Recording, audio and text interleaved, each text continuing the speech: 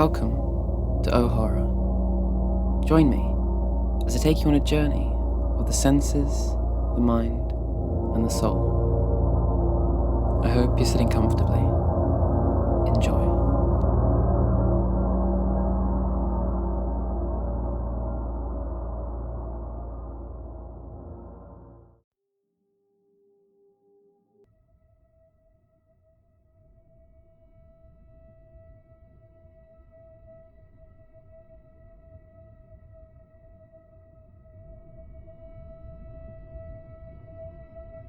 Deformations. It was my first day working as a processor of forms in a storefront office. As soon as I entered the place, before I had a chance to close the door behind me or take a single step inside, this racktic individual wearing mismatched clothes and eyeglasses with frames far too small for his balding head came hopping around his desk to greet me. He spoke excitedly, his words tumbling over themselves, saying, "Welcome, welcome, I'm Rebello. Allow me, if you will, to help me get your bearings around here. Sorry there's no coat rack or anything. You can use an empty desk if you like." Now I think you've known me long enough, my friend, to realise that I'm anything but a snob, or someone who, by temperament, carries around a superior attitude towards others, if for no other reason than I simply lack the surplus energy required for that sort of behaviour. So I smiled and tried to introduce myself. But Rebello continued to inundate me with his patter. "Did you bring what they told you?"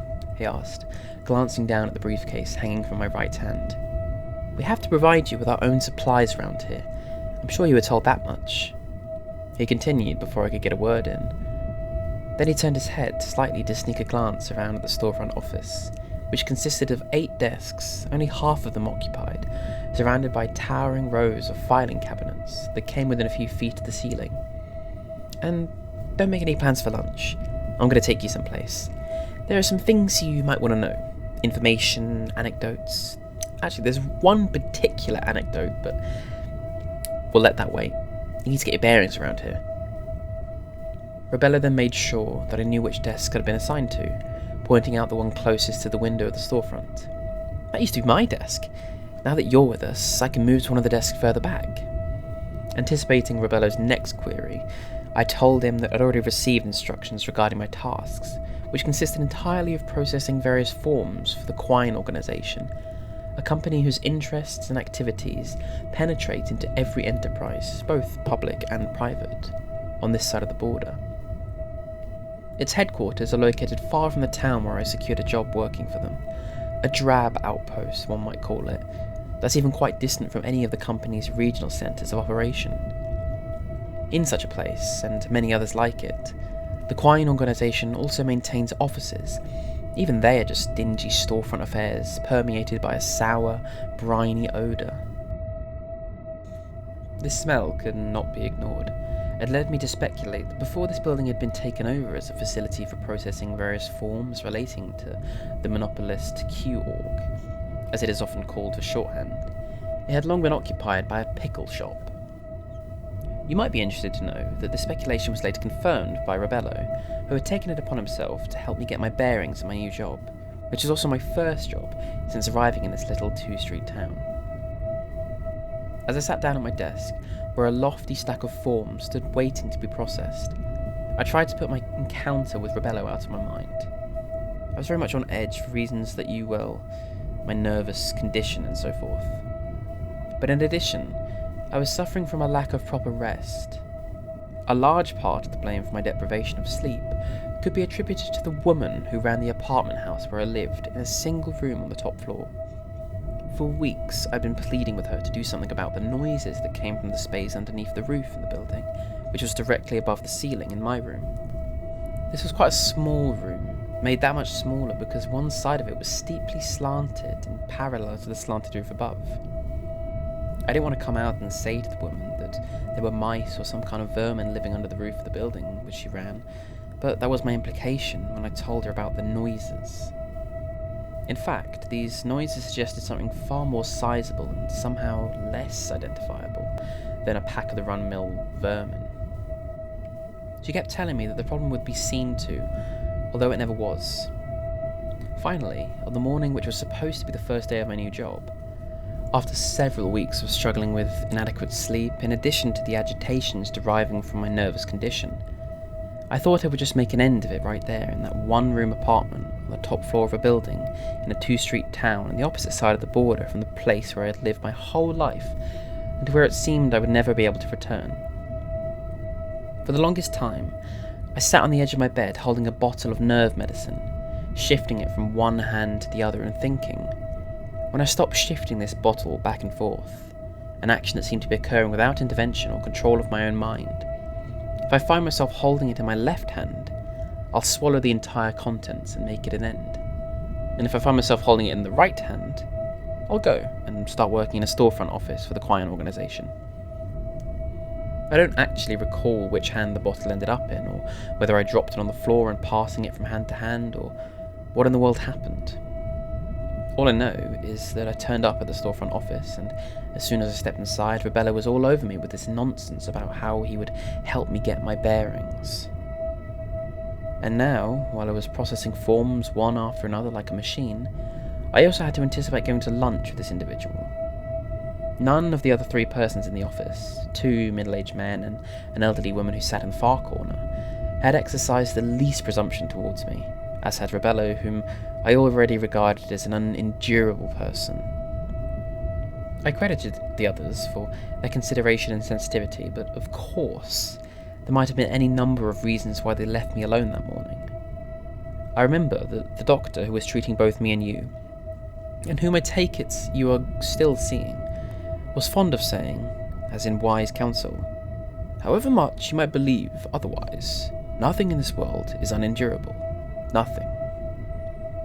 If he hadn't gotten me to believe that, I might have been more circumspect about him, and wouldn't be in the position I am today. Exiled on this side of the border, where fogs configure themselves with an astonishing regularity. These fogs are thick and grey, and they crawl down my throat and all but cut off my breathing. Throughout that morning, I tried to process as many forms as possible, if only to keep my mind off the whole state of affairs that made up my existence, added to which was having to go to lunch with Rebello. I had brought along something to eat, something that would keep in my briefcase without going rotten too soon, and for some hours the need to consume these few items I had stored in my briefcase was acutely affecting me, yet Rebello gave no sign that he was ready to take me to this eating place he had in mind. I didn't exactly know what time it was, since there wasn't a clock in the office, and none of the others seemed to have taken a break for lunch, or anything else for that matter. But I was beginning to feel lightheaded and anxious. Even more than food, I needed the medication that I had left behind in my one-room apartment. Outside the front window, I couldn't see what was going on in the street due to an especially dense fog that formed sometime around mid-morning and hung about the town for the rest of the day. I had almost finished processing all the forms that were on my desk, which was far more work than I had initially calculated I would be able to accomplish in a single day. When there were only a few forms left, the elderly woman who sat in the corner shuffled over to me with a new stack that was twice the size of the first, letting them fall on my desk with a thump. I watched her limp back to her place in the corner, her breath now audibly laboured with the effort of carrying such a weighty pile of forms. While I was turned in my seat, I saw Roberto smiling and nodding at me as he pointed at his wristwatch.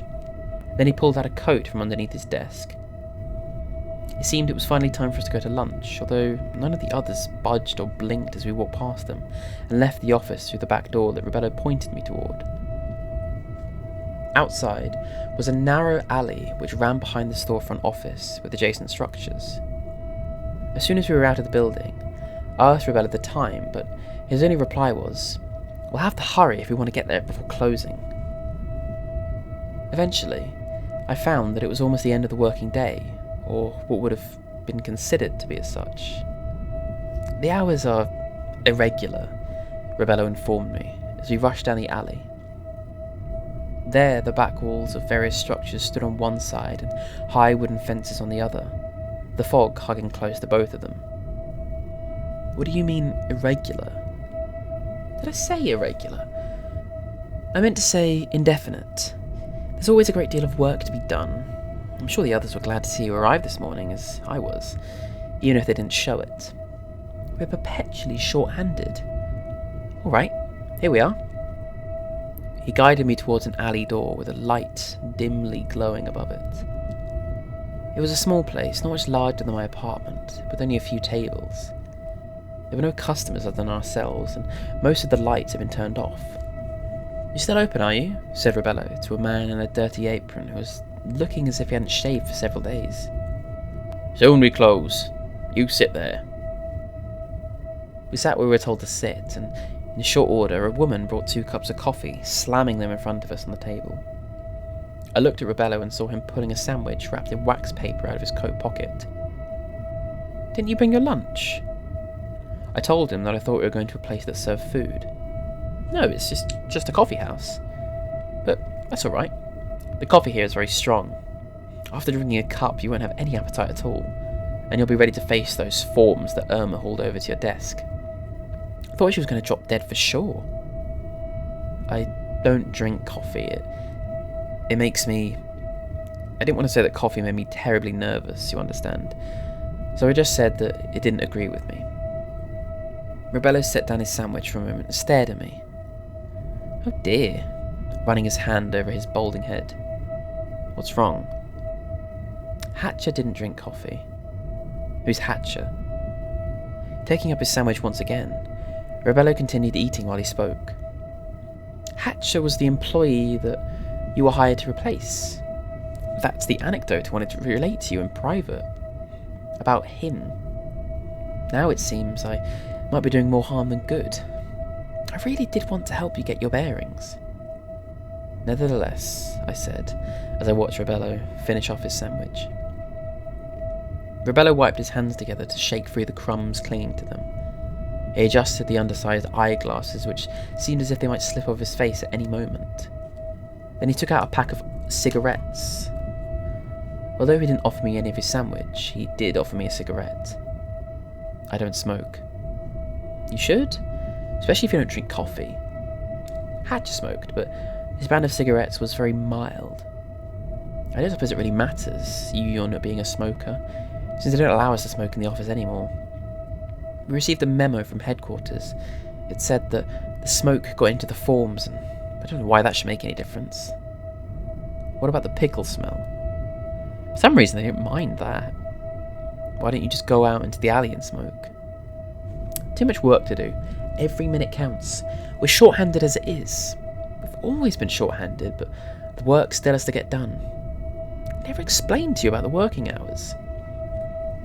I was hesitant to reveal that I got on my position not by applying to the company, but through the influence of my doctor, who is the only doctor in this 2-street town. He wrote down the address of the storefront office for me in his prescription pad, as if the job with the Q-org was another type of medication he was using to treat me. I was suspicious, especially after what happened with the doctor who treated us both for so long. His therapy, as you know from my previous correspondence, was to put me on a train that travelled clear across the country over the border. This was supposed to help me overcome my dread of straying too far from my own home, and perhaps effect a breakthrough with all the other fears accompanying my nervous condition. I told him that I couldn't possibly endure such a venture, but he only repeated his ridiculous maxim that nothing in the world is unendurable. To make things worse, he didn't allow me to bring along any medication, although of course I did.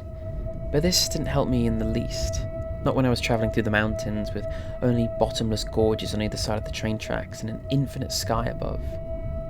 In those moments, which were eternal I assure you, I had no location in the universe, nothing to grasp for that minimum of security which every creature needs merely to exist without suffering from the sensation that everything is spinning ever faster on a cosmic carousel with only endless blackness at the edge of that wheeling ride. I know that your condition differs from mine, and therefore you have no means by which to fully comprehend my ordeals, just as I cannot fully comprehend yours. But I do acknowledge that both our conditions are unendurable, despite the doctor's second-hand platitude that nothing in this world is unendurable. I've even come to believe that the world itself, by its very nature, is unendurable. It's our only response to this fact that deviate, mine being predominantly a response of passive terror approaching absolute panic, yours predominantly a response of gruesome obsessions that you fear might act upon you. When the train that the doctor put me on finally made its first stop outside this 2-street town across the border, I swore that I would kill myself rather than make the return trip. Fortunately, or so it seemed at the time, I soon found a doctor who treated my state of severe disorientation and acute panic. He also assisted me in attaining a visa and working papers. Thus, after considering the matter, I ultimately told Rebello that my reference for the position in the storefront office had in fact come from my doctor. That explains it then. Explains what? All doctors work for the Quine organisation. Sooner or later it would have brought you in. That's how Hatcher was brought in, but he couldn't persevere. He couldn't take the fact that we were short-handed and that we would always be short-handed. And when he found out about the indefinite hours, well, he exploded right in the office. He had a breakdown. I suppose you could call it that. One day he just jumped up from his desk and started ranting about how we were always short-handed and the indefinite hours. Then he became violent, turning over several of the empty desks in the office and shouting, "We won't be needing these." He also pulled out some file drawers, throwing their contents all over the place. Finally, he started tearing up the forms, ones that hadn't been processed, and that's when Pilson intervened. Which one is he? He's the large man with the moustache who sits in the back of the office. Pilson grabbed Hatcher and tossed him into the street. That was it for Hatcher. Within a few days, he was officially dismissed from the company. Processed the form myself. There was no going back for him. He was completely ruined. I don't understand. How was he ruined? It didn't happen all at once. These things never do. I told you that Hatcher was a cigarette smoker. Very mild cigarettes that he special ordered. Well, one day he went to the store where he purchased his cigarettes and was told that that particular brand he used, the only brand he could tolerate, was no longer available. It's not exactly the end of the world. No, not in itself, but that was just the beginning. The same thing happened with his cigarettes was repeated when he tried to acquire certain foods he needed for his special diet. Those were also no longer available. Worst of all, none of his medications were in stock anywhere in town, or so he was told.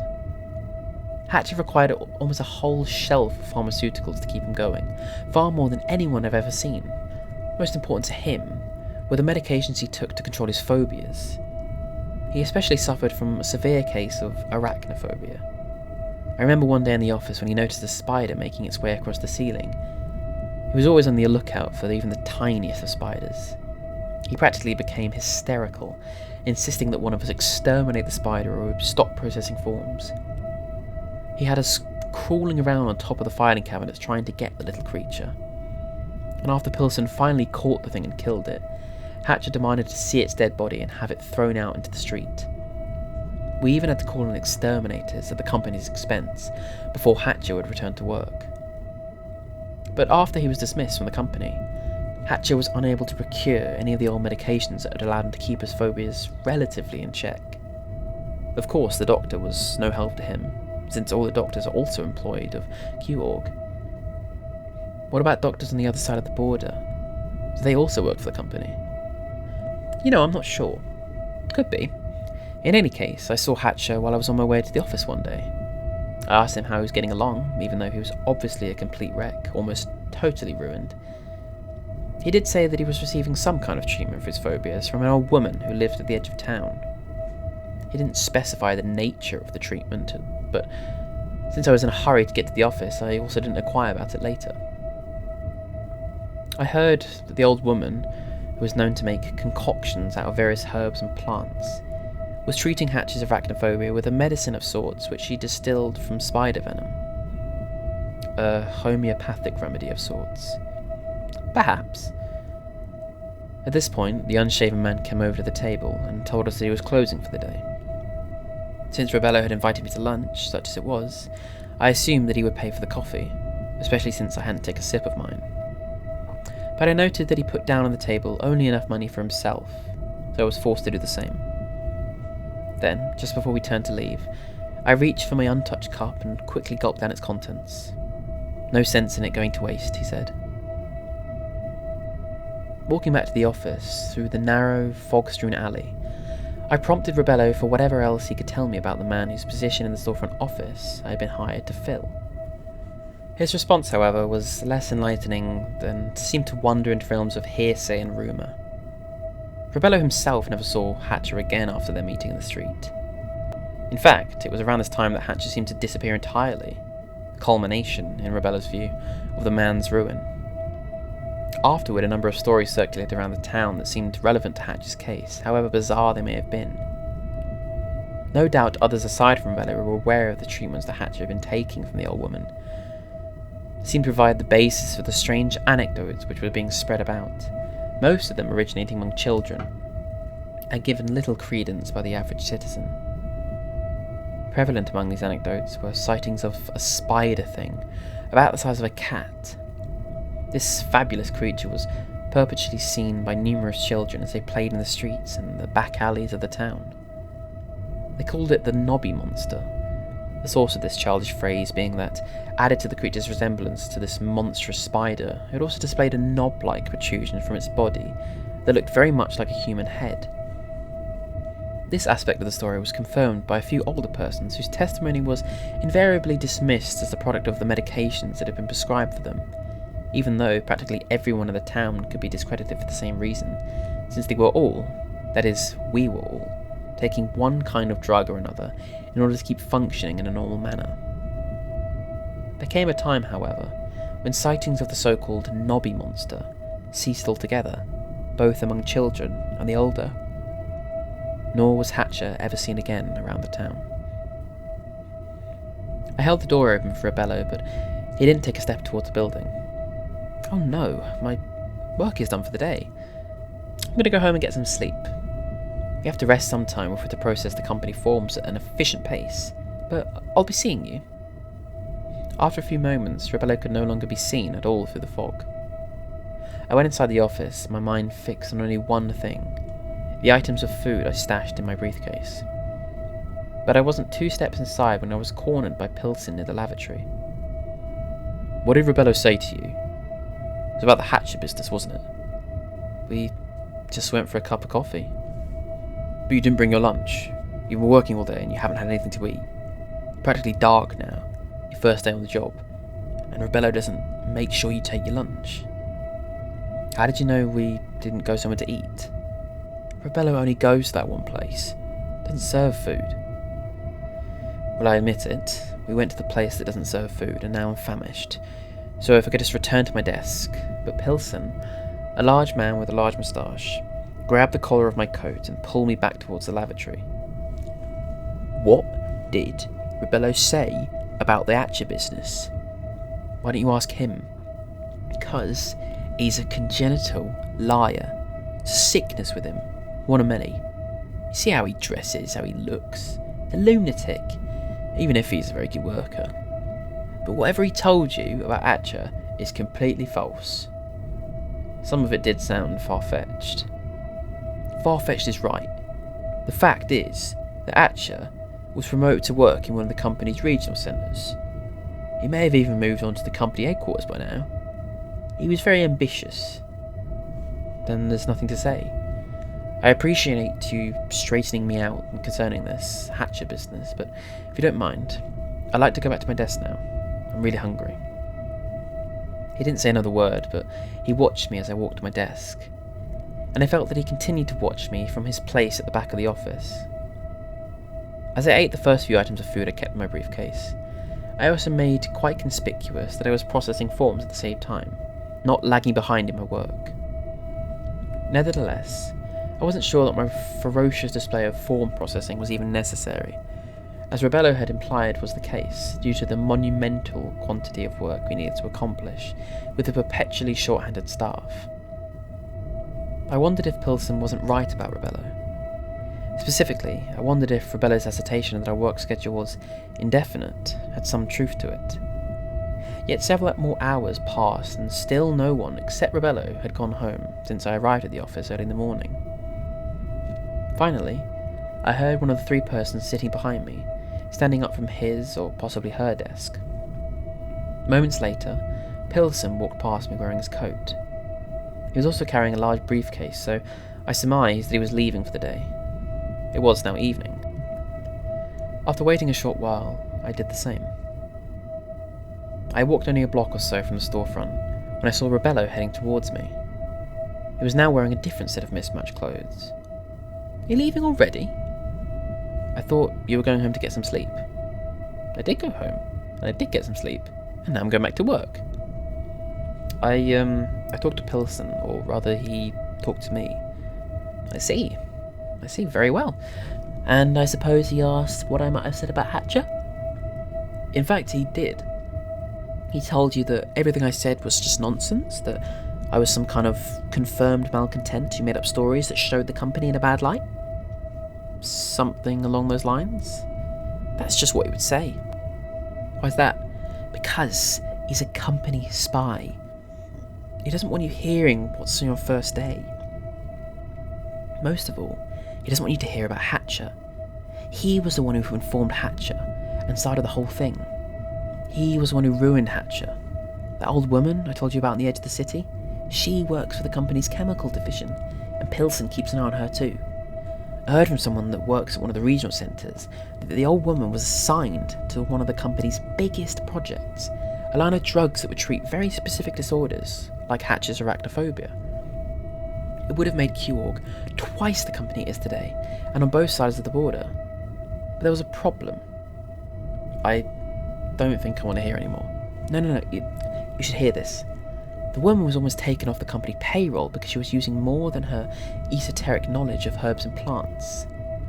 The chemical engineers at company headquarters gave her detailed instructions to come up with variations on their basic formula. But she was moving in a different direction entirely, with unsanctioned practices, primarily those of an occult nature.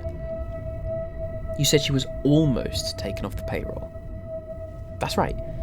They blamed her for Hatcher's disappearance. Hatcher was very important to them as an experimental subject.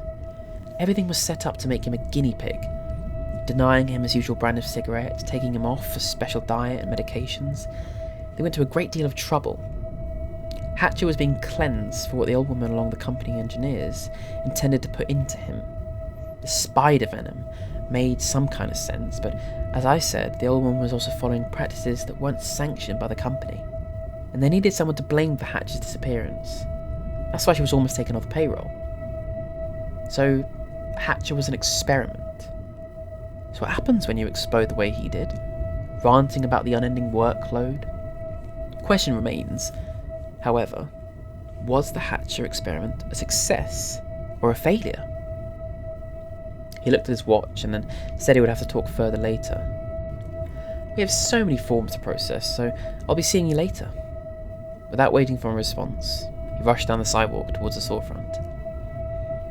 When I reached the door to my one-room apartment, everything within me was screaming out for sleep and my medication. But I paused when I heard footsteps moving towards me from the end of the dim hallway. It was the woman who operated the apartment house, and she was carrying in her arms what looked like a bundle of dirty linen. "Cobwebs," she said without asking. She turned and pointed her head back towards a set of stairs down the hallway, the kind of pull-down steps that lead up to the attic. "We do our houses clean here, no matter what some people come across the border may think. It's quite a job, but at least I made a start."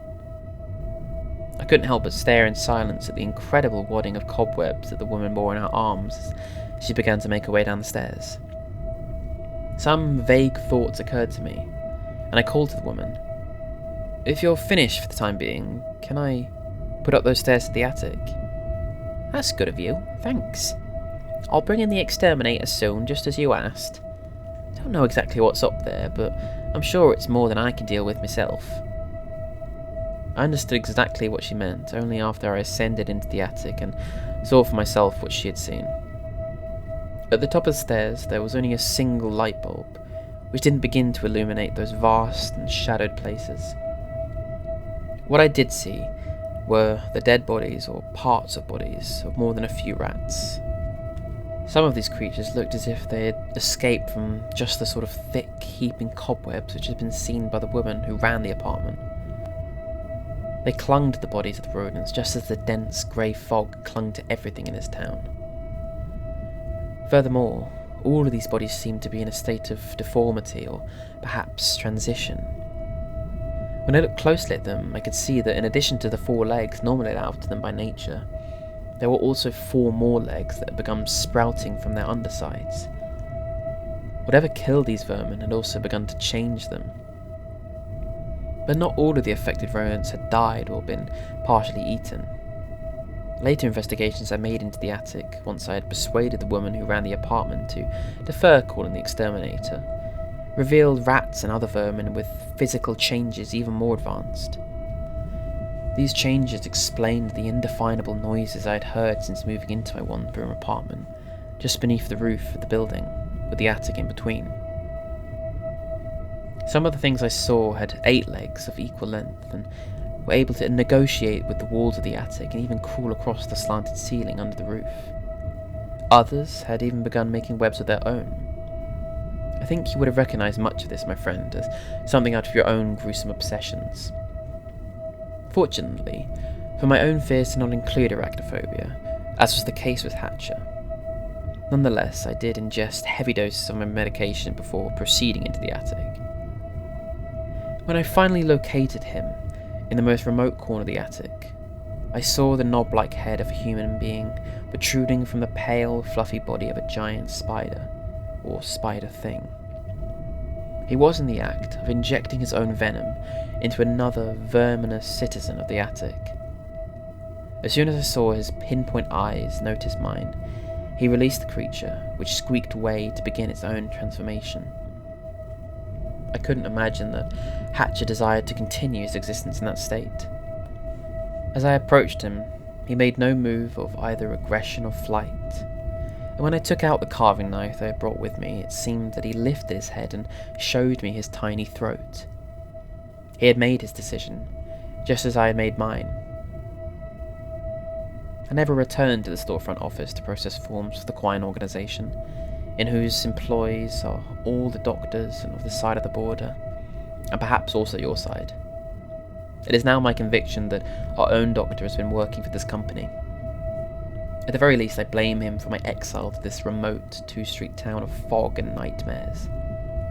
At worst, I think it was his intention to deliver me across the border to become another slave or experimental subject for the company he serves. I prepared 2 vials of the venom I extracted from Hatch's body.